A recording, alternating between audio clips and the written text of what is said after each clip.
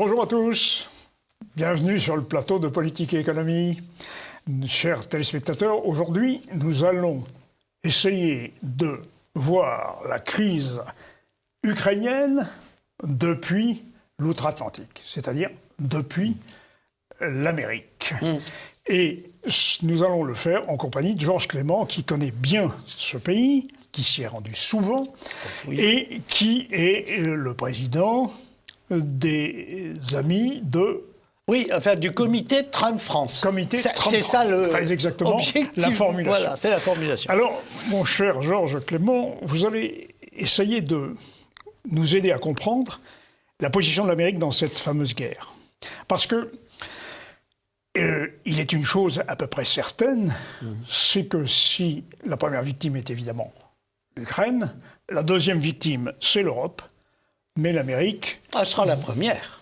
Non, là je trouve, si tant est qu'on arrive à la catastrophe, c'est-à-dire à une guerre totale et nucléaire. À Dieu ne plaise. À mon avis, les premières frappes, c'est pour les États-Unis dans les centres de commandement. Enfin, si j'étais Poutine, c'est ce que je ferais. Alors, j'irais pas taper sur des secondaires, laissant le premier avoir le temps de réagir. Enfin, ça me paraît être évident. Mais vous me permettrez de trouver que ce scénario est quand même assez peu probable. Ah non, je suis pas d'accord.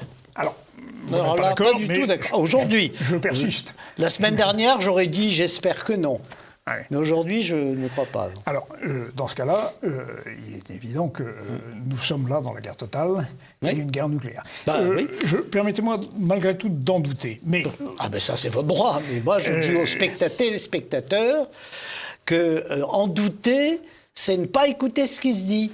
Alors, j'ai pour fonction d'essayer d'écouter ce qui se dit, mais pour l'instant, je vais essayer de vous écouter sur une chose. Voilà. C'est que si on prend l'hypothèse basse, c'est-à-dire on exclut le scénario pessimiste que vous venez de nous formuler, l'Amérique est à l'abri économiquement des sanctions. Sauf sa dette, sauf ses déficits, et sauf la baisse du dollar et la sortie du dollar du système financier tout doucement. Vous avez énuméré... À part ça, elle n'a pas de déficit, elle n'a pas de sanctions. Vous avez énuméré un certain nombre de choses que nous allons essayer d'analyser. Voilà. Parce que la dette, oui, certes, mais elle n'est pas détenue par la Russie, elle est surtout détenue par la Chine et d'autres acteurs. Et le Japon, par exemple. Et le Japon. Bon. Pour ce qui est du pétrole, elle n'est pas affectée. Ah non, mais elle n'est pas détenue, mais c'est quand même les États-Unis qui doivent la rembourser. J'entends bien. Ah bon, d'accord. Oui, ça leur pose quelques soucis. Oui. Bon. Mais, alors, vous avez parlé aussi du problème du dollar. Et c'est vrai que nous assistons à un problème de... Dédollarisation relative. Oui, mais enfin, j'aime pas ce terme, mais c'est le terme utilisé. Où la Chine accepte... la Russie accepte les yuan chinois, mais ça fait déjà un certain temps. Oui, non, mais le mouvement n'est pas récent, mais disons que là, en effet, il ne peut que s'accélérer. Et maintenant, l'Arabie Saoudite a annoncé qu'elle acceptait d'être payée de son pétrole en yuan, ce qui signifie quand même le recul du dollar. En revanche, je doute que ce... c'est pas le recul, enfin le recul, oui, parce qu'il est surévalué, mais c'est le fait qu'il n'ait plus une monnaie de réserve. C'est ça. C'est ça la différence. Il le restera malgré tout pour l'Europe. Pour qui veut. Eu égard, et l'Amérique latine. Pour l'Europe, eu égard à la vassalisation accentuée de l'Europe. Mais là, on rentre dans autre chose. Je crois que pour parler de la vassalisation de l'Europe, ce que j'entends souvent, non. Ah bon ? La vassalisation de l'Europe, elle n'est pas vis-à-vis des États-Unis, mais vis-à-vis du gouvernement mondial, qui est d'ailleurs a été déclaré officiel par même Attali il y a 2-3 jours, etc. Association mondiale reconnue. Absolument. Davos, le World Schwab. Economic Forum, et auquel Biden est soumis, qui ont été à la manœuvre pour le vol de l'élection de 2020. En France, vous voulez dire ? Non, aux États-Unis. Aux États-Unis, d'accord. De l'élection de 2020, car il était nécessaire de sortir Trump de la Maison-Blanche, car il était, pour eux, Davos, incontrôlable. Et ils mettent n'importe qui, puisque s'ils ont choisi Biden, c'était vraiment n'importe qui. Et oui, parce qu'il avait 5% aux élections primaires auxquelles il se présentait depuis le début de l'année 2020. Et il était loin d'être le leader, bien sûr. Il y en avait d'autres. Donc, ce n'était pas un gagnant, ce n'était pas quelqu'un qui avait la confiance des électeurs démocrates. Et c'est lui qui a été choisi, puisque vous savez que le processus a été arrêté arbitrairement au moment de l'élection du New Hampshire, me semble-t-il. Et que la convention démocrate de juillet, je crois, avait décidé que les primaires ne compteraient pas. Donc un certain nombre d'ailleurs de candidats qui avaient des résultats, disons, plus importants. Il y avait Giuliani, il y avait Bloomberg, il y avait... Non, Giuliani, il est républicain. Non, mais il n'était pas à la primaire des démocrates. Oui, pardon. Bloomberg, Bloomberg, ah oui, mais il est rentré, il est sorti, parce que, c'était ridicule, ses taux. Non, mais il y a eu un certain Wang, il y a eu Kamala Harris, mais enfin, c'était pire encore que Biden a été à 2% et en Californie, qui plus est, dont elle était sénateur. On se demande comment elle a pu être sénatrice de Californie avec 2% des voix en primaire en démocrate, mais enfin c'est comme ça. Et d'autres, bon, ils étaient nombreux. Il y a un certain Birur Coxy, mais qui est sorti très vite et qui était... Bref, pour vous, c'est pas l'Amérique qui vassalise l'Europe, c'est Davos. Ah, c'est Davos, oui. Donc, mais je voudrais rappeler deux choses. La première, c'est que dans les jours qui viennent de passer, Zelensky a parlé du nouvel ordre mondial. Et que c'est la raison pour laquelle ils se battent en Ukraine. Sa porte-parole, une certaine... excusez-moi, c'est un mot en ukrainien et je ne l'ai pas en bouche, comme on dirait pour un bon vin. Ça n'est pas grave, vous êtes pardonné. Mais Véronica, je ne sais pas, Tchertchouk, non, comme ça, mais c'est sûrement pas ça, a reparlé du nouvel ordre mondial hier, et Biden a fait une déclaration hier soir en disant... Nous aurons un nouvel ordre mondial et c'est nous qui le guiderons. D'accord. Mais le nouvel ordre mondial est au-dessus de lui. Lui, il guide par désignation le nouvel ordre mondial qui est mis en place. Je pense qu'il n'y a aucune possibilité d'erreur sur l'analyse. Les mots sont les mots, les choses sont les choses. C'est Davos qui est en guerre contre la Russie. Oui, mais c'est d'ailleurs ce qu'avait dit Charles Alors, Gave. il ne peut pas Davos le faire avec ses propres hélicoptères. Alors, j'allais vous le dire. Donc, il utilise les armées disponibles, celles de l'OTAN. Charles Gave avait dit dans l'émission que nous avions faite ensemble, il avait dit Poutine a déclaré la guerre à Davos. Oui, moi je dirais... Davos a déclaré la guerre à Poutine, oui, peut-être. C'est ce que je pense. Parce mais que, en l'occurrence, on ne peut pas faire de M. Klaus Schwab un leader mondial. Ah si, c'en est un, dans la manière de parler, dans la manière d'écrire, dans la manière d'affirmer. Là, je suis désolé, il se comporte... Ah non, écoutez, il a plus... Alors, je vais vous dire, il a plus d'étoffe que Biden et Macron réunis. Il n'a pas de mal. Certes, mais il en a plus. Malgré tout, il vient d'une fonction qui n'est pas une fonction de pouvoir a priori. La fonction crée l'organe. Alors, la fonction crée sans doute l'organe. Mais vous voyez ce personnage... Ah oui, je le vois très bien. Ouais. Très bien. Ouais. Et je le vois même très bien habillé en Waffen-SS. Oui, alors ça... Non, mais je le pense vraiment. Il est allemand. Mais, oui, en effet. Oui. Bon sang ne saurait mentir. Alors, revenons donc à l'Ukraine. Oui. Tout se passe comme si, à vous entendre... J'ai pas dit grand-chose encore. Vous voulez dire que j'en ai dit plus que vous? Non. Tout se passe comme si, à vous entendre, la ligne de frontière, en quelque sorte, passée par l'Ukraine, entre deux mondes qui s'opposent. Ah oui, et je crois. Vous savez que l'Ukraine, ça veut dire frontière. Oui, en plus, oui, c'est vrai.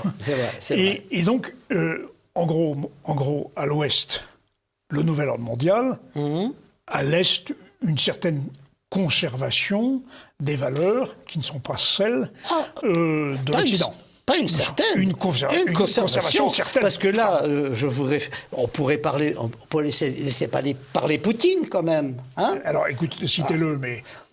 voilà, si on laisse parler Poutine très récemment à une fédération des régions de Russie, les entreprises privées doivent jouer un rôle. C'est beau comme... parce que ce n'est pas l'objectif de...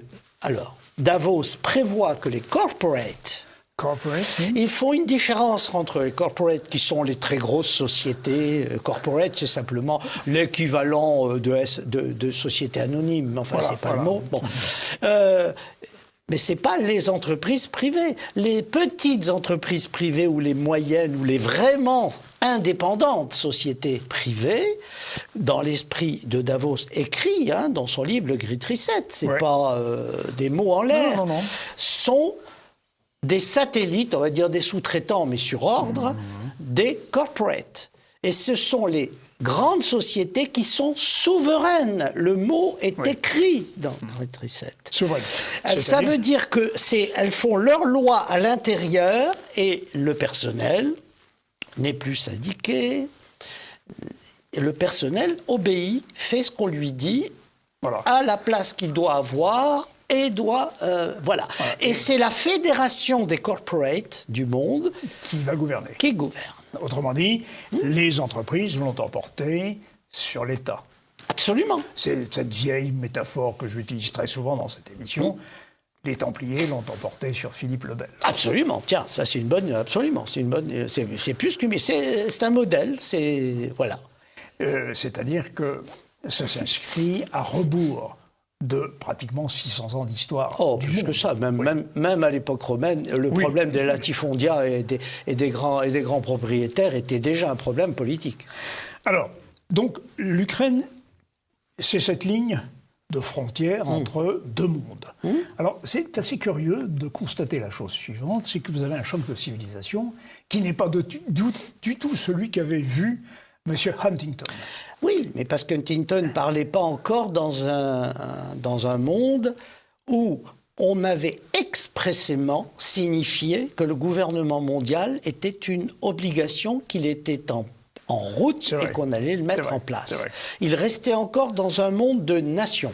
Alors, il y avait les nations et au-dessus des nations, une civilisation qui en regroupait un certain nombre et d'autres qui étaient regroupées dans une autre civilisation. Et bien sûr, il pensait à l'islam, complètement. bien sûr. Il n'a jamais pensé à la Russie quand il parlait de ça. Surtout Bien la sûr. Russie de l'époque, Bien qui sûr. n'était plus l'Union soviétique. Alors, vous savez qu'il existait en Russie un courant très ancien qui avait été illustré par des écrivains, Dostoïevski, d'autres encore, les slavophiles, des conservateurs russes.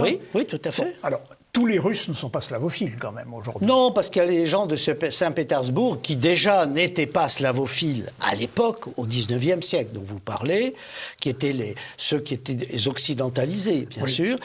Moscou, je ne sais pas trop, j'ai pas trop de mots, mais pour Saint-Pétersbourg, j'en suis sûr. Et en effet, c'est une vieille histoire en Russie. Parce que vous avez la Russie de l'Ouest, dont l'Ukraine avec Kiev est le berceau. Oui. Il faudrait que quand même les gens se rappellent que l'affaire de l'invasion de la Russie en Ukraine, c'est l'invasion par quelqu'un de son appartement, d'un ancien appartement.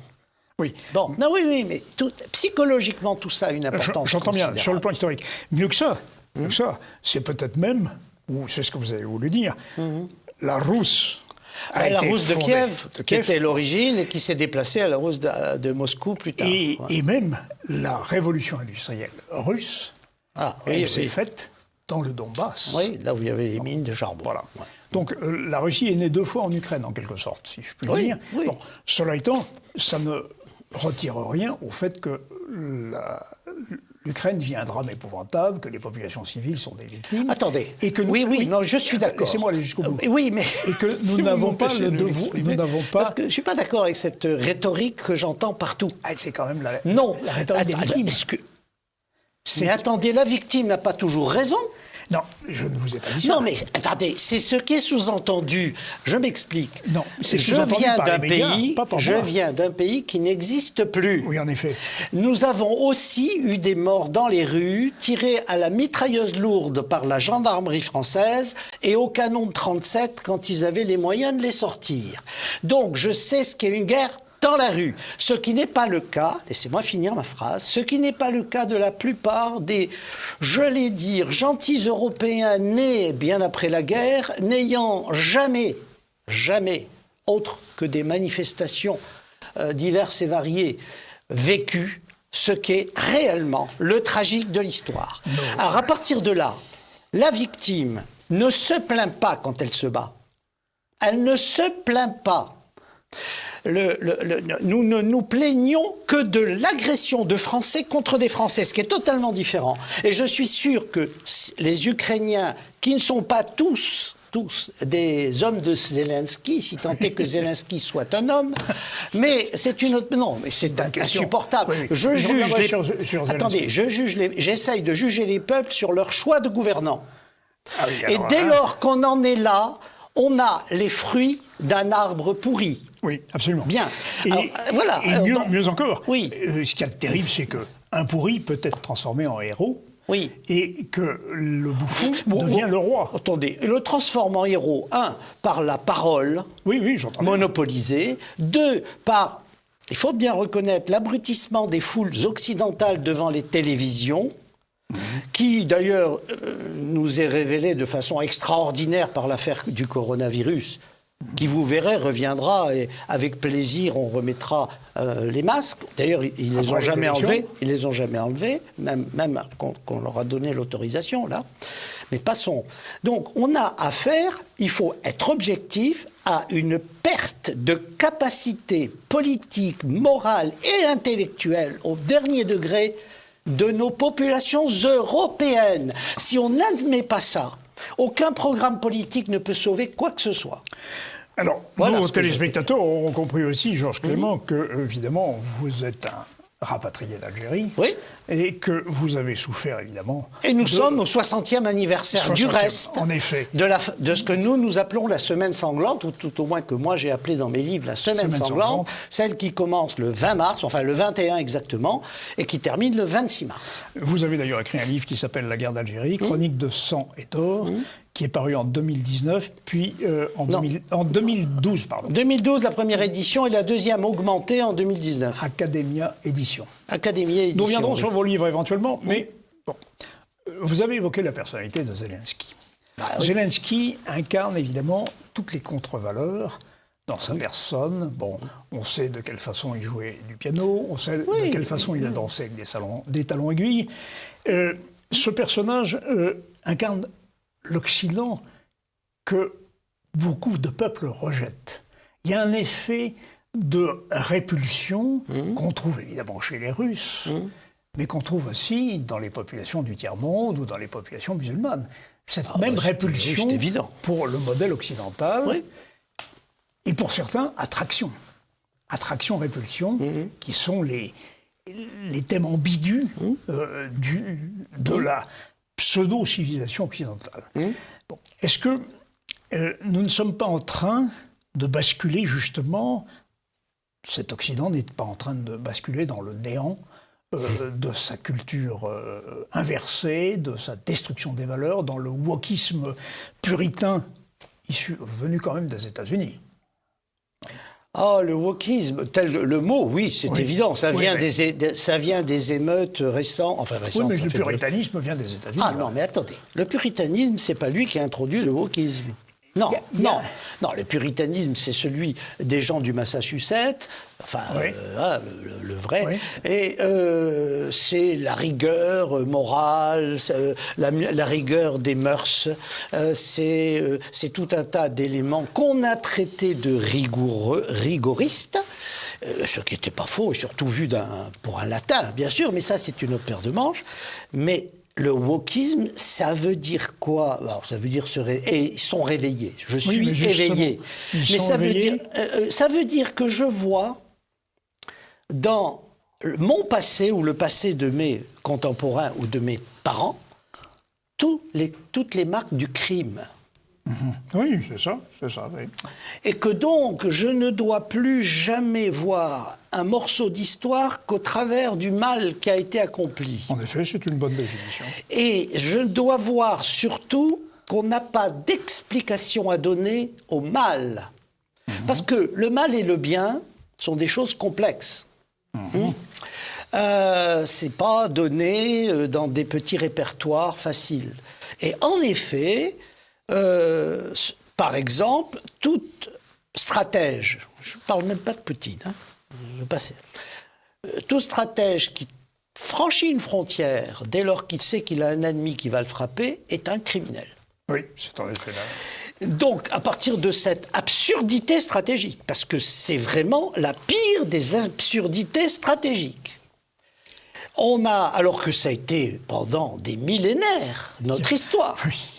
que ce soit Alexandre, Oui. que ce soit César, que ce soit beaucoup de nos rois, hein, pour faire la liste, entre les croisades, entre les conquêtes des fiefs, etc. Mahomet, Gengis Khan, et oui, bien bien sûr, d'autres oui, encore. bien sûr, oui, ça. Mais je parle des nôtres, puisque on critique, même aux États-Unis, ils critiquent l'histoire blanche, comme ils l'appellent. Oui, et oui. que ceux qui disent ça sont des blancs, c'est le comble. Alors justement, vous dites criminel de guerre.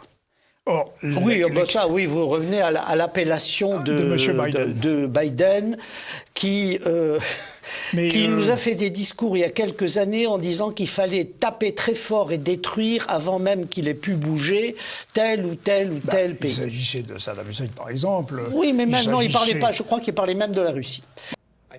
Je pense que l'endroit où la plus grande consternation sera causée à court terme, concernant une admission n'ayant rien à voir avec le mérite et la préparation d'un pays, serait d'admettre les États baltes maintenant en termes de relations entre l'OTAN et la Russie et les États-Unis et la Russie. Donc, si vous voulez, on est devant le walking, c'est ça, c'est l'autodestruction. Oui. Nous n'avons été qu'une suite de criminels.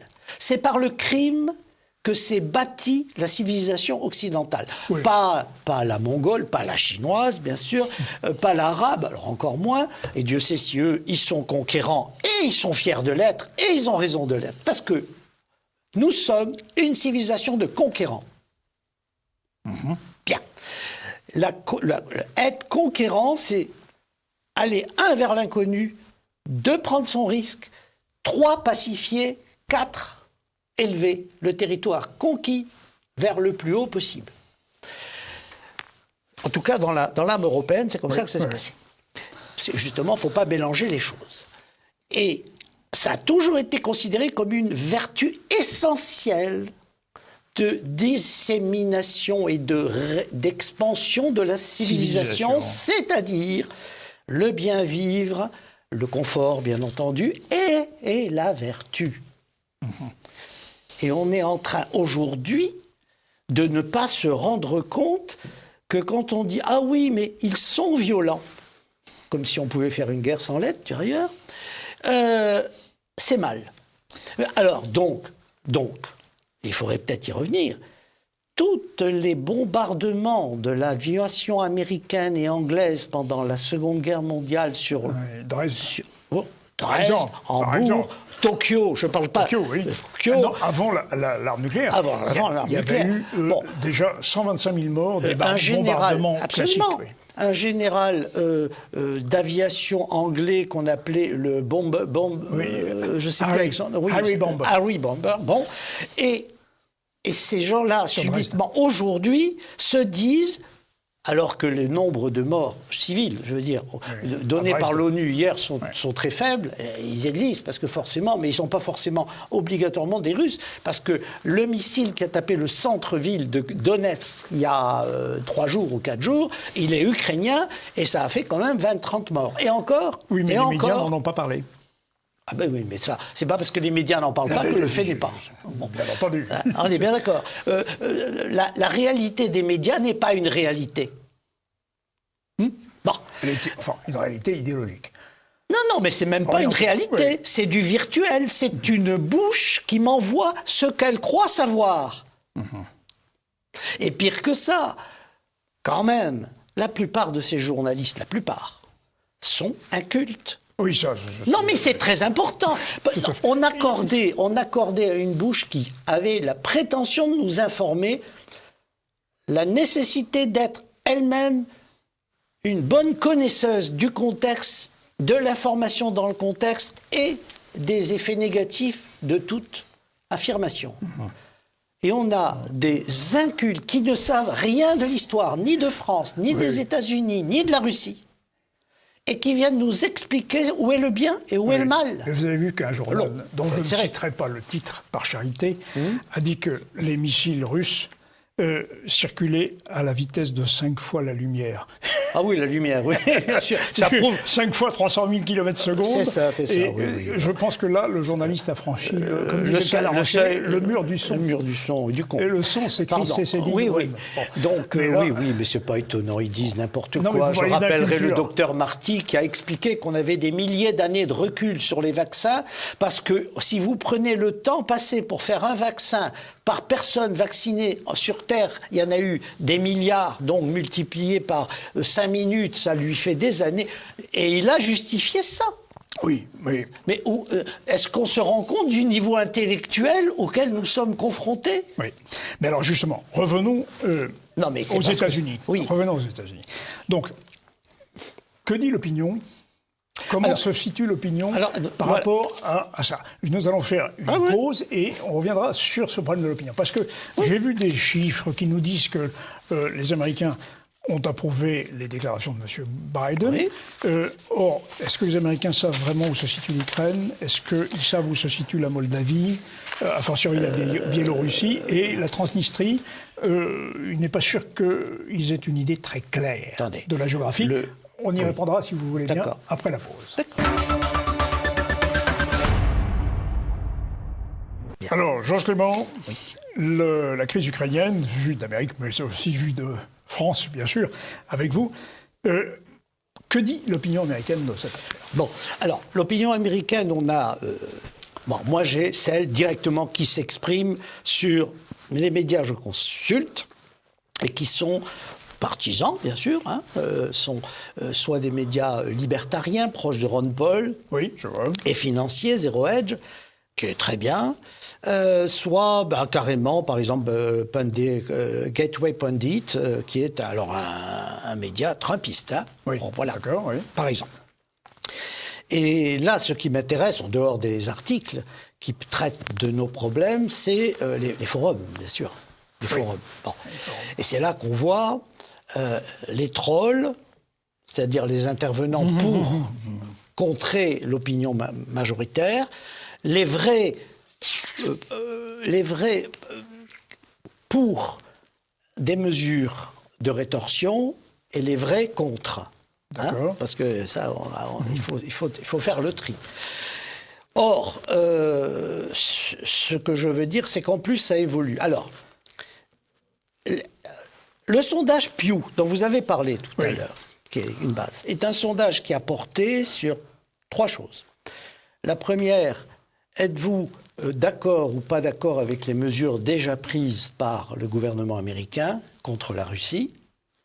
Deuxièmement, faut-il qu'il y ait des mesures supplémentaires ou non? Et troisième chose, faut-il que les États-Unis aillent sur le terrain, à la guerre, si j'ose dire, quels que soient les risques, y compris nucléaires? Et c'est bien expressément dans la question. Alors, l'ensemble, c'est 47% disent que les mesures prises, il fallait les prendre. 47, 44 disent qu'il fallait aller plus loin. Et puis, il y en a une dizaine qui... Donc, déjà, c'est coupé en deux, on est bien d'accord. Et ceux qui ont dit que c'était bien ne sont pas la majorité. D'accord? Alors qu'en France, on nous a dit que c'était 70%. Non, mais ça, c'est pas vrai. C'est un sondage qui date d'une semaine. Le sondage Pew, P-E-W. Donc, ça se trouve sur Google et on l'a bien sûr. Autre chose. Ensuite, dans le détail du sondage, qui est pour, qui est contre, par exemple, les mesures qui ont été prises. Eh bien, les républicains sont quand même à 70% opposés. Et les démocrates à 75% d'accord. Jusque-là, il n'y a pas de surprise. Mais c'est ça les masses. C'est logique. C'est ça les masses. La chose qui inquiète le plus les commentateurs du sondage, c'est qu'il y a 35% des répondants dans la dernière question où faut-il aller sur le terrain faire la guerre, en gros, et quels que soient les risques, c'était bien précisé, y compris nucléaire. Il y en a 35% qui disent oui. Alors bien sûr, on va me dire, il y en a 65% qui disent non, ce qui est vrai. Mais il y en a quand même 35% qui conçoivent parfaitement la guerre nucléaire. Non. Et ça inquiète beaucoup. D'autant plus que si on prend l'analyse sociologique du sondage, alors âge, etc., et grade, enfin comme on dit, c'est-à-dire niveau de formation universitaire. Et d'éducation, comme on dit aujourd'hui, je ne connais pas l'éducation, c'est la formation. La formation. Ce sont eux qui sont dans ces 35%, ceux qui ont la meilleure éducation, etc., etc. Ouais. Enfin, formation. C'est-à-dire les cadres du pays. Oui, mais vous feriez ce sondage en France, je suis convaincu que ce serait la même chose. Oui, sûrement. Mais pour parler des États-Unis, on a donc l'inquiétude est double. D'abord parce qu'on a pu expliciter dans une réponse qu'on envisage la guerre nucléaire, ce qui ne serait pas passé dans les années 60. Hein. Et deuxièmement, que cette minorité, mais lourde quand même, oui, lourde, mais cette minorité quand même est au pouvoir. Eh oui. Alors, à partir de là, la situation réelle de la pensée politique des gouvernants, je ne dis pas des États-Unis, est inquiétante. Bon, voilà l'état d'esprit. Alors, si on revient maintenant à la partie républicaine, ou patriote, puisque c'est comme ça qu'ils s'appellent maintenant, ils commencent à avoir une répulsion du mot républicain. Mais non pas en soi, c'est pas la question. C'est pas en ce qui concerne le parti républicain, parce qu'ils s'aperçoivent, comme nous. Mais chez eux, ça, avec la... Nous aussi, nous avons nos républicains. Oui, avec la fraude de 2020, je pense que les gens ne se rendent pas compte de ce que la fraude de 2020 a fait aux États-Unis. C'est, à mon sens, enfin, je l'ai déjà dit ici, chez Martial et à d'autres, à mon sens, c'est irréconciliable. Nous avons mis en place, je pense, la plus large et la plus inclusive organisation de fraude électorale dans l'histoire de la politique américaine. Oui, c'est-à-dire que les effets à court terme ont été minorés. Bon, c'était le bénéfice pour Biden. Parce qu'on a interdit. Voilà, mais on ne s'est pas rendu compte que ça produisait des réactions en chaîne qui s'inscrivent mais on ne se rend pas compte non plus qu'il y a eu de la part du FBI des demandes de mise sur la liste terroriste des gens à l'intérieur qui déclarent qu'il y a eu fraude. Que j'ai bien entendu, donc le FBI a considéré que ceux qui protestent contre le mauvais fonctionnement de la démocratie sont des terroristes. Exactement. Je peux aller plus loin. Le FBI a sorti aussi une liste qui décide que les parents, des parents d'école, d'élèves, qui vont dans les réunions des écoles. Vous savez qu'il y a aux États-Unis, ils font le board, c'est-à-dire la direction de l'école, fait des réunions avec les parents, leur explique, enfin bref, ici aussi ils le font, je pense. Et qui contestent le contenu de l'enseignement, et qui contestent la moralité de l'enseignement, et qui contestent, comme c'est arrivé à X fois, les interventions de LGBT, etc., en conférence dans les écoles, et les bibliothèques de ces écoles, c'est-à-dire les livres, on va dire pornographiques qu'elles contiennent, que ces gens-là, qui ont été à plusieurs reprises, les directions d'école ont appelé la police pour sortir des contestataires, qui le faisaient à l'américaine, c'est-à-dire calme, attention, oui, parce qu'il faut avoir en tête ça, pas des énergumènes. Eh bien, le FBI a demandé qu'ils soient sur la liste terroriste. Oui, c'est assez... On est dans une dérive totalitaire de l'ensemble du monde occidental. Alors, justement, c'est très curieux, ce basculement de cette dérive totalitaire du monde occidental. Elle s'est faite au nom d'une morale dévoyée, bien sûr, mais on a du mal à s'expliquer l'ensemble des facteurs qui ont concouru à ce basculement. C'est très curieux. C'est une décision. Alors, oui. Moi je pense que c'est une décision d'une froideur totale. Oui, mais il y a un contexte qui l'a expliqué. Comment la réception par les populations a-t-elle pu se faire aussi facilement? Ça c'était une autre paire de mains. Alors là, c'est pas le vrai aux États-Unis. Alors justement. Oui. Là, c'est les populations européennes, oui. Bon, je vais vous dire, on demande s'il n'y a pas un encéphalogramme plat politique, au grand sens du terme politique, n'est-ce pas? Ils n'y comprennent rien. Je prends un exemple simple, qui n'a rien à voir avec ça, mais 2 minutes, 2 secondes. Il y a eu la levée provisoire de l'obligation du masque et du pass. Bon, le pass, n'en parlons pas, mais le masque. Dans les entreprises, c'est comme si rien ne s'était passé. Les patrons qui n'en ont pas le droit exigent le masque. Exigent. Ah oui. Et que font les employés qui, en d'autres temps, pour des obligations professionnelles réelles et nécessaires, pour les besoins techniques, s'insurger, manifester, se mettaient en grève, aller voir les prud'hommes, et bien là, non, c'est la loi, non. J'ai dit non, c'est pas la loi. Donc, les Français ne savent plus ce qu'est une loi. Pour eux, un règlement d'entreprise, un arrêté municipal, c'est une loi. Une autorité dit, vous ferez ça, même si on a été informé que ce n'est pas obligatoire, on obéit. Et ils ne recherchent, on voit bien, que la tranquillité. Mais alors, le mot tranquille est un mot complexe en français. Et la tranquillité, là, c'est presque l'entropie, c'est-à-dire l'absence totale de mouvement. Mais vous savez, bon. Donc, même genre, si vous revenez à nos histoires, allons-y. Aux États-Unis, il y a une différence avec nous. Il y en a plusieurs, mais il y en a 2. La première, c'est le second amendement. Oui. Le port des armes et le droit aux armes. Oui. Mais si vous savez ce que ça occupe les forums, mais c'est vraiment le cœur du cœur. Oui. S'ils osent, fédéralement, oui, bien sûr, mettre la main par force sur des armes, sur le deuxième amendement, ça ira très mal. Ouais. C'est essentiel. Or, pour eux, et c'est tout ce qu'ils disaient sur les forums sur ce qui s'est passé en Australie, pourtant cousin, bien sûr. Vous savez, cette espèce de totalitarisme du Covid, qui est toujours, d'ailleurs, insupportable. Mais il a dit, mais les Australiens ont abandonné leur droit de porter des armes. Voilà où ils en sont. En effet, une population qui est désarmée n'existe plus politiquement. Désarmée, je m'entends. Oui. À la fin. Parce que ici, on a le droit d'avoir des armes, mais notre fiche est à la préfecture, tout ça. Donc c'est pour le plaisir, c'est pour le tirer. Bon. Vous savez quand même que le gouvernement s'est inquiété justement des armes clandestines qui sont très nombreuses et qui ne sont pas que dans les banlieues. Ah, c'est possible. Oui, non, mais il n'y en a pas des masses, je peux vous le dire. Bon, voilà.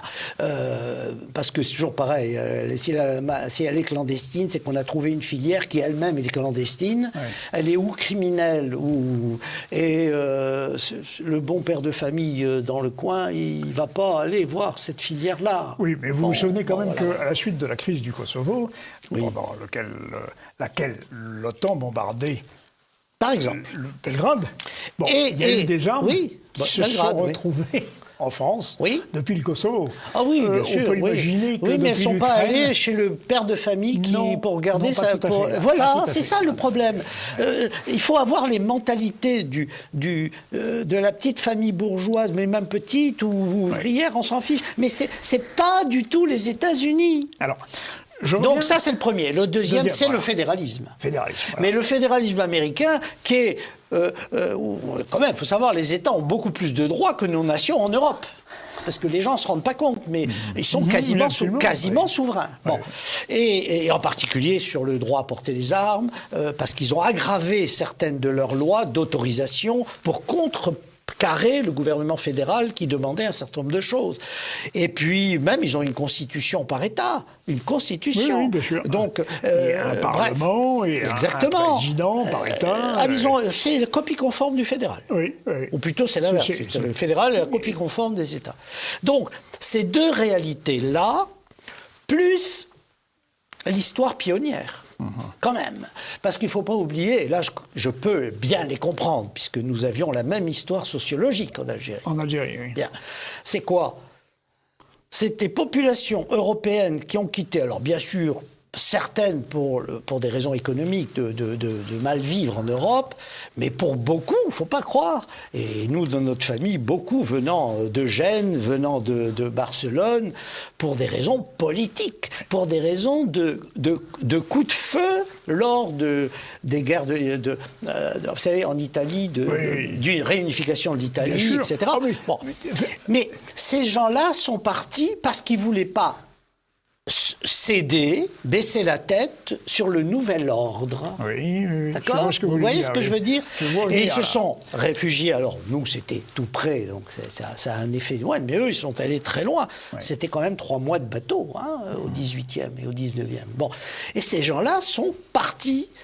Ça rappelle une chanson, un chant plutôt, de la Légion. Adieu, vieille Europe, et que le diable t'emporte. Il faut bien écouter ces paroles.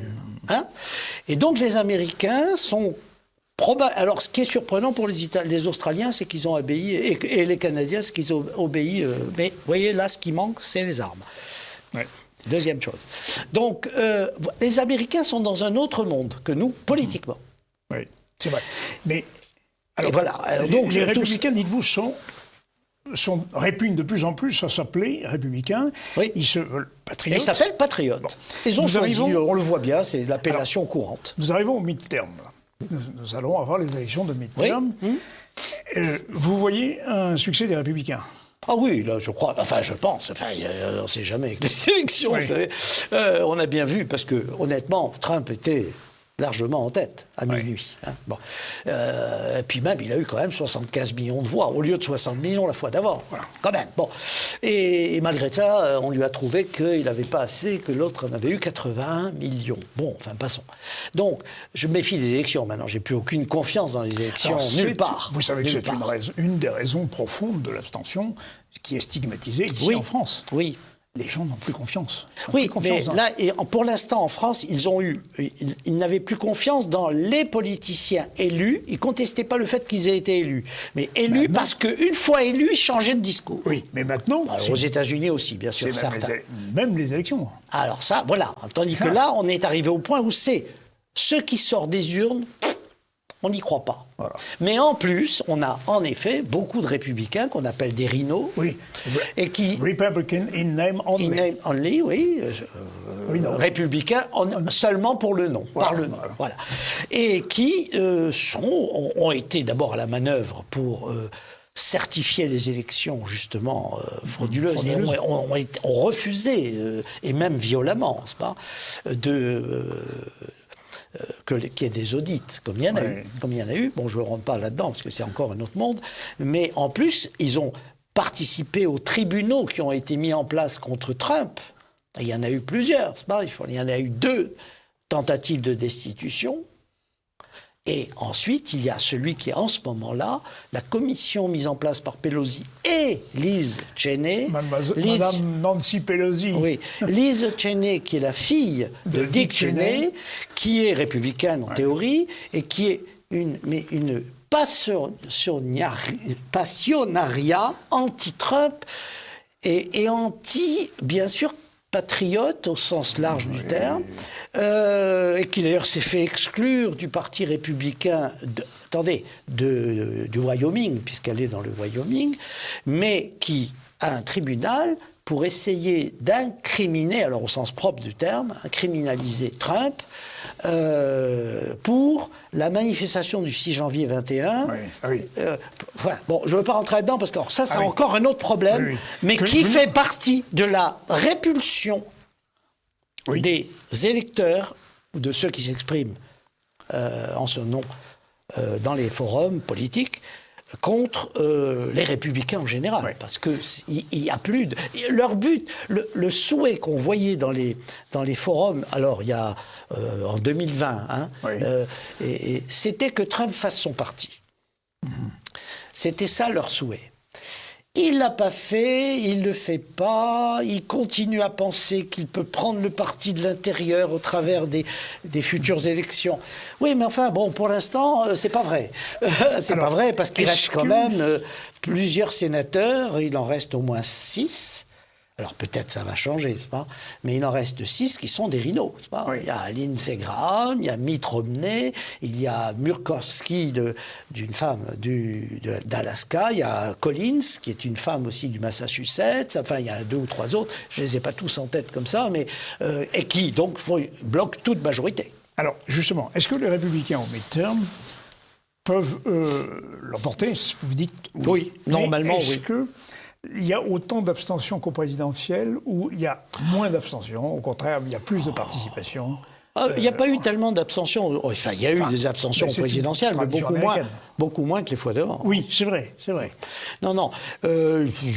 Ça, je ne peux pas répondre à la question, je n'ai pas ça en tête. Mais les élections se présentent assez mal pour les démocrates.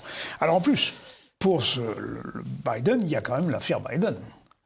Oui, alors, l'affaire Biden est de très longue haleine. Hein. Oui. Bon, il y a eu 2 affaires Biden, si vous voulez.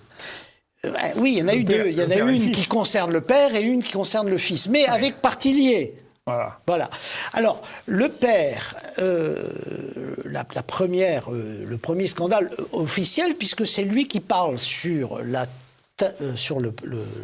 podium de, je crois que c'est la trilatérale, je ne suis pas sûr, soit la trilatérale ou Bilderberg, j'hésite, mais peu importe. L'une de ces 2 organisations, il y a 1 an. Non, plus que ça, c'était au moment de l'impeachment de la tentative de destitution de Trump à cause de sa conversation avec Zelensky. Oui. Bon, donc voilà. Mais est revenu sur les réseaux sociaux le film, enfin la vidéo de cette séance, de cette organisation, où Biden s'exprime. Alors, avec son micro et une détente, en expliquant et en disant la chose suivante. Alors, le contexte, il y avait à ce moment-là en Ukraine, c'est Poroshenko encore, hein, donc on est encore avant Zelensky. En Ukraine, il y avait un procureur qui avait été nommé et qui faisait un travail anticorruption sérieux. Ce procureur s'était intéressé de très près à la société Burisma, je reviendrai tout à l'heure, et dans laquelle, justement, Hunter Biden avait trouvé un poste. Hunter, c'est le fils de Biden. Le fils, avait trouvé un poste, on lui avait offert un poste au conseil d'administration à $80 000 par mois. Peu importe, ça aurait été ça, même $5 000, on sait pourquoi il était là. Parce que le papa était vice-président, d'accord ? Et donc ça, c'est le contexte. Et bien sûr, ce procureur enquêtait sur de la corruption. Bon. Biden, vice-président, attention, ès-qualité, est sur le podium et dit de façon très détendue « J'ai téléphoné à ce son of a bitch, fils de pute ». Il parlait du Poroshenko. De Poroshenko, d'accord. Que je suis là avec un crédit de $1 milliard, c'est bien $1 milliard, hein, c'est sûr, de dollars à lui offrir, enfin, alors, qui a été voté, hein. Mais je dois le mettre en place avec lui. Si un avion qui repart dans 6 heures, si dans 6 heures, il n'est pas, ce procureur, viré, fired, en plus le langage est cru, hein, c'est pas fired, viré, je repars avec le crédit de $1 milliard. I said, I'm telling you, you're not getting $1 billion. I said, you're not getting $1 billion. I'm going to be leaving here, and I think it was, 6 hours? I said, I'm leaving in 6 hours. If the prosecutor's not fired, you're not getting the money. Well, son of a bitch. Got fired. And they put in place someone who was solid.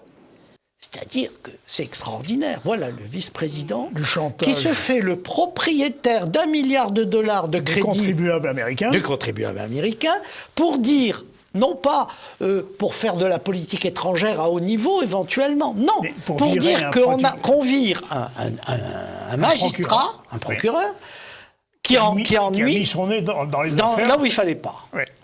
Et c'est public, on a la vidéo. Rien ne s'est passé. Bon, passons. Donc ça, c'est la première affaire. Parce que à côté de ça, il y en a plein d'autres, toute la famille est dedans, etc. Maintenant, le fils, j'en ai parlé. Il a été donc mis au conseil d'administration de Burisma, qui est un oligarque ukrainien qui a pris possession d'une grosse société. Enfin, c'est pas une société, c'est un conglomérat, vous savez, d'énergie, c'est-à-dire de gaz, etc. Oui.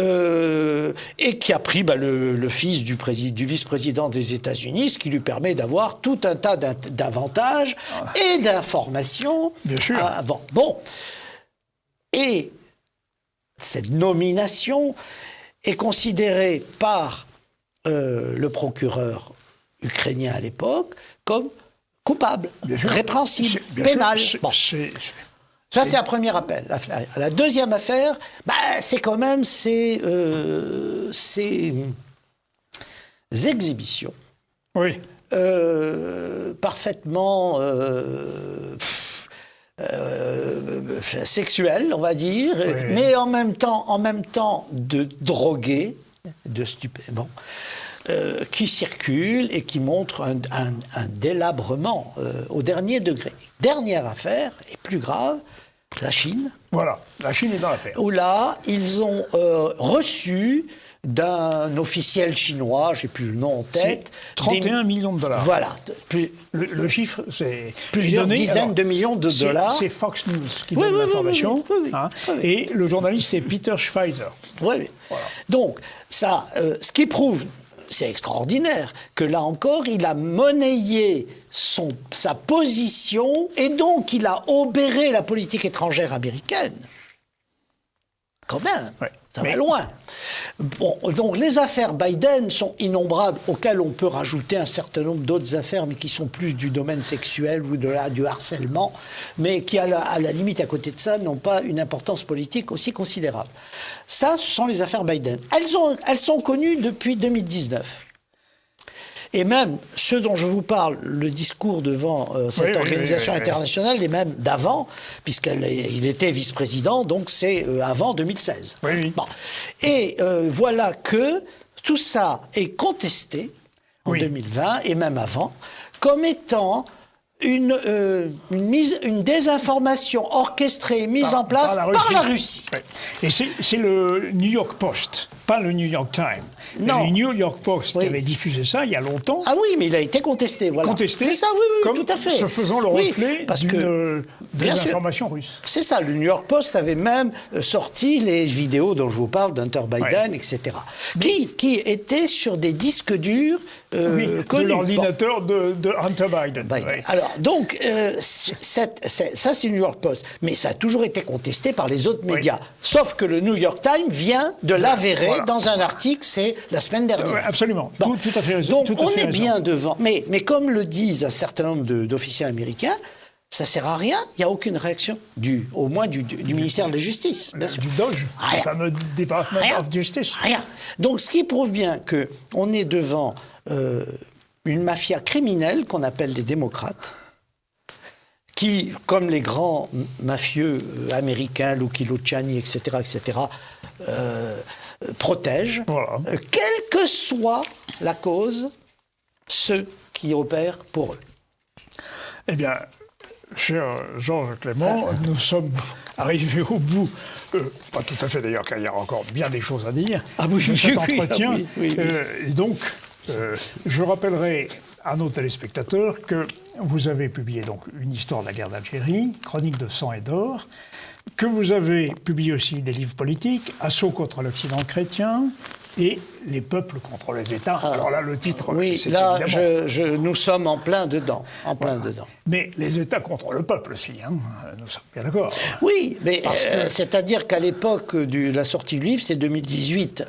On avait déjà eu les Gilets jaunes, on avait déjà eu des manifestations dans d'autres pays sur des problèmes similaires, etc.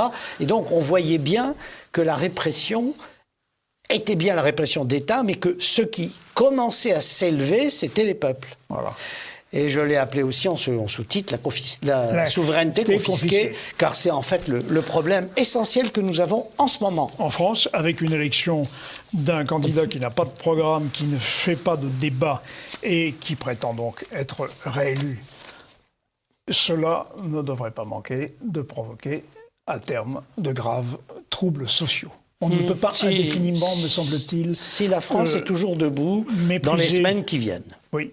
On ne peut pas mépriser le peuple et négliger à ce point l'opinion, me semble-t-il. Moi non plus, avec un peuple normal, c'est sûr que non. Nous avons fait le 13 mai 58 quand même. Oui. On a ensuite fait les barricades d'Alger. On a laissé 14 morts sur le terrain parce qu'on n'était pas d'accord avec l'horreur qui était envisagée. Qui vous était promise. Et on a pris les armes en 62 parce qu'un peuple qui ne prend pas les armes contre son gouvernement quand il est un félon, n'est pas un peuple honorable. Après, on perd, on gagne, mais c'est pas grave. On se regarde dans sa glace jusqu'à la fin de ses jours. Eh bien, merci pour cette conclusion. Merci, Georges Clément, et chers téléspectateurs, je vous dis à très très bientôt.